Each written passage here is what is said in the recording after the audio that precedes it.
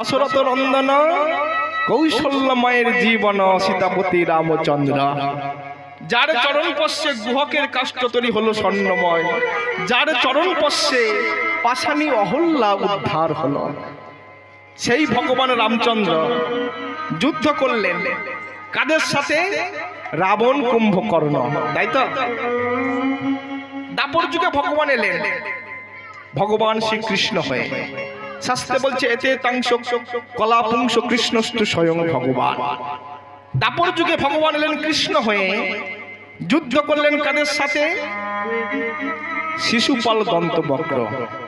আচ্ছা, এদের সঙ্গে যুদ্ধ করতে করতে ভগবানের কি একবারও মনে হয় না যে এই যুদ্ধ, এই পেটাপিটি, এই মারামারি, এই কাটাকাটি, এই হানাহানি আর ভালো লাগে না, অতএব পৃথিবীতে আর যাব না?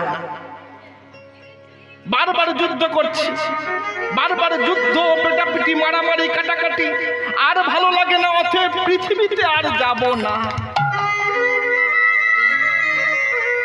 তবুও তিনি বারবার পৃথিবীতে নেমে এসেছেন। কেন জানেন?